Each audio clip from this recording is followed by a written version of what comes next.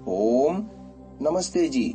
55वीं श्रव्य कणिका श्रीमद् वाल्मीकि रामायणम पुस्तक के अनुवादक, संपादक एवं टिप्पणी करता है परमहंस स्वामी जगदीश्वरानंद जी सरस्वती। पुस्तक प्रकाशित है विजय कुमार गोविंदराम हासानंद, नई दिल्ली द्वारा। हम अयोध्या कांड आपके समक्ष सुना रहे हैं, जिसके अंतर्गत 15वां सर्ग चल रहा है। 21 श्लोक पूरे हो चुके हैं। राम और कैकेयी का संवाद है। आगे 22वां श्लोक, सन्निदेशे पितुस्तिष्ठ यथानेन प्रतिश्रुतम त्वयारण्यम प्रवेष्टव्यम नववर्षाणि पंच च। अर्थात तुम पिता की आज्ञा के पालन में स्थिर यानी तत्पर रहो, जैसा कि उन्होंने प्रतिज्ञा की है। तुम्हें 14 वर्ष के लिए वन में चले जाना चाहिए। 23वां श्लोक, भरतस्त्वभिषिच्येत यदेतदभिषेचनम त्वदर्थे विहितम राजा तेन सर्वेण राघव। हे राम, महाराज दशरथ ने तुम्हारे राज्याभिषेक के लिए जो सामग्री एकत्र कराई है, उससे भरत का राज्याभिषेक हो। 24वां श्लोक, सप्त सप्त च वर्षाणि दंडकारण्यमाश्रितः अभिषेकमिमं त्यक्त्वा जटाजिनधरो वस। तुम इस अभिषेक को त्याग कर तथा जटा और मृगचर्म धारण कर 14 वर्ष तक दंडक वन में वास करो। 25वां श्लोक, भरतः कोसलपुरे प्रशास्तु वसुधामिमां नानारत्न समाकीर्णां सवाजिरथ कुंजराम। भरत कौशलपुर में रहकर विभिन्न प्रकार के रत्नों से भरपूर तथा घोड़े, रथ और हाथियों सहित इस राज्य का प्रशासन करे। 26वां श्लोक, एतेन त्वाम नरेन्द्रोयम कारुण्येन समाप्लुतः शोक संश्लिष्ट वदनो न शक्नोति निरीक्षितुम। यही कारण है कि महाराज करुणा से पूर्ण है, शोक से उनका मुख शुष्क हो रहा है और वे तुम्हारी ओर देख भी नहीं सकते। 27वां श्लोक, एतत् कुरु नरेन्द्रस्य वचनं रघुनंदन सत्येन महता राम तारयस्व नरेश्वरम। हे रघुनंदन, तुम महाराज की इस प्रतिज्ञा को पूर्ण करो। हे राम, महान सत्य के पालन द्वारा तुम महाराज का उद्धार करो। 15वें सर्ग का अंतिम 28वां श्लोक, इतीव तस्यां परुषं वदन्त्यां न चैव रामः प्रविवेश शोकम् प्रविव्यथे चापि महानुभावो राजा तु पुत्र व्यसनाभितप्तः। कैकेयी के इस प्रकार के कठोर वचन बोलने पर भी श्री राम को कोई शोक नहीं हुआ, परंतु महाराज दशरथ, जो पहले ही दुखी थे, राम के संभावित वियोग के कारण होने वाले दुख से अति व्याकुल हुए। यहाँ पर 15वां सर्ग समाप्त होता है। अथ षोडशः सर्गः। 16वें सर्ग का शीर्षक है राम की प्रतिज्ञा। प्रथम श्लोक, तदप्रियममित्रघ्नो वचनं मरणोपमं श्रुत्वा न विव्यथ्ये रामः कैकेयीं चेदमब्रवीत्। शत्रु संहारक श्री राम मृत्यु के समान पीड़ादायक कैकेयी के उस अप्रिय वचन को सुनकर तनिक भी दुखी न हुए और उससे बोले। दूसरा श्लोक, एवमस्तु गमिष्यामि वनं वस्तुमहं त्वितः जटाजिनधरो राज्यः प्रतिज्ञामनुपालयन्। बहुत अच्छा, ऐसा ही होगा।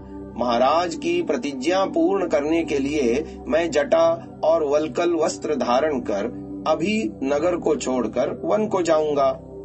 तीसरा श्लोक, परंतु ज्ञातुमिच्छामि किमर्थं मां महीपतिः नाभिनंदति दुर्धर्षो यथा पूर्वमरिंदमः।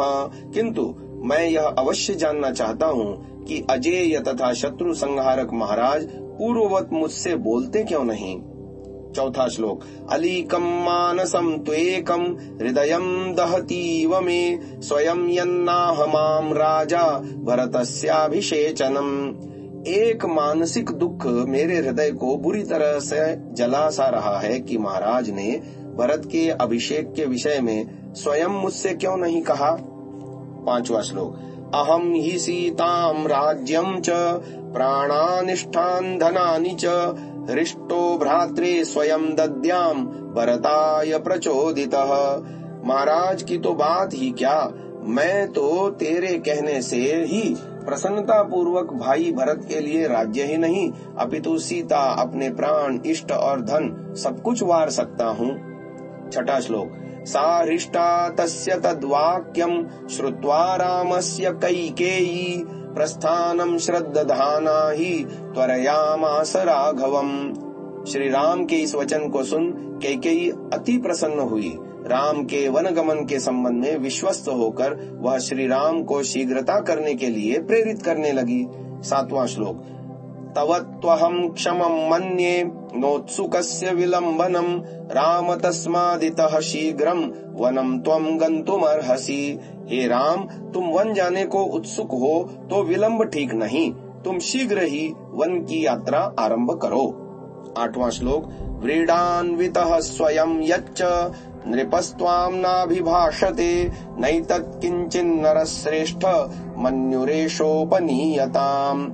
महाराज स्वयं तुमसे वन जाने के लिए नहीं कह रहे हैं, इसका कारण केवल लज्जा है, यह कोई बात नहीं, तुम इस चिंता को मन से निकाल दो। नौवां श्लोक। यावत् त्वं न वनं यातः पुरादस्मादभित्वरन् पिता तावन्न मे राम स्नास्यते भोक्ष्यते पिवा। हे राम, जब तक तुम नगर से वन को नहीं चले जाते तब तक महाराज न स्नान करेंगे और न भोजन ही करेंगे। 10वां श्लोक। दिक्कष्टमिति निश्वस्य राजा शोक परिप्लुतः मूर्छितोऽन्यपतत् तस्मिन् पर्यंके हेम भूषिते। कैकेयी के इन वचनों को सुनकर महाराज तुझे धिक्कार, शोक यह कहते हुए और अत्यंत शोक पीड़ित हो तथा निश्वास छोड़ते हुए मूर्छित होकर स्वर्ण मंडित पलंग पर गिर पड़े। 11वां श्लोक।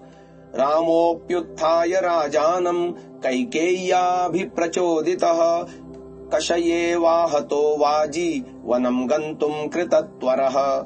श्री राम ने महाराज दशरथ को उठाया और कैकेयी द्वारा प्रेरित चाबुक से आहत घोड़े की भांति के वन में जाने के लिए शीघ्रता करने लगे। 12वां श्लोक। तदप्रियमनार्याय वचनं दारुणोपमं श्रुत्वा गतव्यथो रामः कैकेयीं वाक्यमब्रवीत्। भावी जीवन में घोर दुखों को उत्पन्न करने वाले दुष्टा कैकेयी के उन अप्रिय वचनों को सुनकर भी राम व्यथित नहीं हुए। वे कैकेयी से बोले, नाहमर्थ परो देवी लोकमावस्तु मत्सहे विद्धि माम ऋषिभिस्तुल्यम केवलम धर्ममास्थितम्। हे देवी, मैं धन राज्यादि ऐश्वर्य का आकांक्षी होकर संसार में नहीं रहना चाहता, मुझे तो आप केवल ऋषियों के समान धर्मनिष्ठ समझें। 14वां श्लोक। यदत्र भवतः किंचित शक्यं कर्तुं प्रियं मया प्राणानपि परित्यज्य सर्वथा कृतमेव तत्। यदि मैं अपने प्राण देकर भी पूज्य पिताजी का अभीष्ट कार्य कर सकूं तो उस कार्य को किया हुआ ही समझो, अर्थात पिताजी को प्रसन्न करने के लिए तो मैं प्राण भी दे सकता हूँ, वन जाने की तो बात ही क्या है। 15वां श्लोक। न ह्यतो धर्माचरणं किंचिदस्ति महत्तरं यथा पितरी शुश्रूषा तस्य वा वचन क्रिया। पिताजी की सेवा और उनकी आज्ञा का पालन करने से बढ़कर संसार में कोई धर्माचरण है ही नहीं। 16वां श्लोक। अनुक्तोप्यत्र भवता भवत्या वचनादहं वने वत्स्यामि विजने वर्षाणिह 14। पूज्य पिताजी के न कहने पर भी मैं आपके ही आदेश से 14 वर्ष तक निर्जन वन में वास करूंगा। 17वां श्लोक। सनूनम मयि कैकेयी किंचिदाशंससे गुणान् यद राजानमवोचस्त्वं ममेश्वत्तरा सती। हे सती कैकेयी, मेरे लिए आप पिताजी से भी अधिक पूज्य हैं, परंतु आप मेरे स्वभाव यानी माता पिता की आज्ञा पालन को नहीं जान पाई। यदि जानती तो ऐसी तुच्छ बात पिताजी से न कहती। आज की इस श्रव्य कणिका को यहीं विराम देते हैं।